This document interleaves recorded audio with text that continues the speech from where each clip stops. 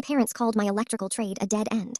Their hotel needed my license. I grew up behind the front desk of the Pine Harbor Hotel in western Pennsylvania. My older brother, Colin, was clearly the favorite of the three. I preferred the boiler room, where Rosa, our maintenance supervisor, taught me how the old building actually worked. When I finished school, I accepted an electrical apprenticeship with Rosa's former company. Dad stared at the offer letter and said, "You want to spend your life pulling wire." Mom called it a phase and told guests I was still deciding. Then my parents announced a major renovation over Sunday dinner. Colin would manage the project, while I would leave my apprenticeship and cover the front desk without pay. Family helps family, Mom said, sliding a new schedule toward me. I pushed it back and said my apprenticeship was my future. Dad replied, "Then don't expect a place in this business." The next morning, my name had vanished from the staff schedule. I moved into Rosa's spare room and kept working. My parents skipped my licensing ceremony because Colin was choosing imported lobby tiles that afternoon. I stopped sending invitations after that. Over the next 7 years, I specialized in electrical systems inside historic buildings. I learned to document everything, explain every change, and never sign work I had not inspected. Eventually, I hired 2 apprentices and opened a small contracting company. My parents knew,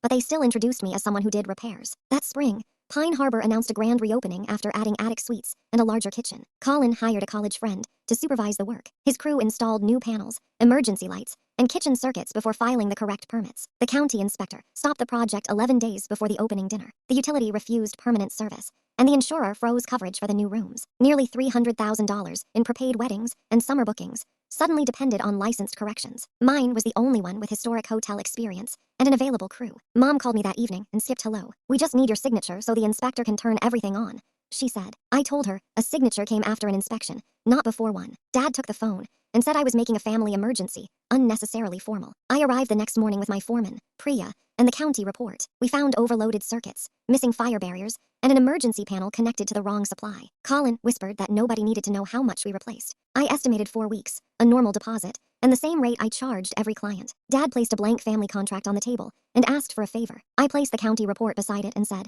"This is the favor. It keeps the hotel open." For once, nobody called my work a phase. They signed my contract before lunch. My crew worked carefully, and the hotel moved its opening instead of risking another failure. When the county inspector returned, he tested every system and signed the approval himself. Colin stood nearby, while the architect thanked Priya and my apprentices by name. At the delayed opening dinner, Dad introduced me as his daughter, the master electrician. He paused over the title, like it was a language he had just learned. Later, Mom offered me the hotel's facilities job and called it a place in the family business. I thanked her and declined. I already had a company, a full schedule, and 2 apprentices preparing for their own licenses. Before I left, I noticed my business card pinned beside the front desk's emergency numbers. It was the first place they had made for me in that hotel. I no longer needed it.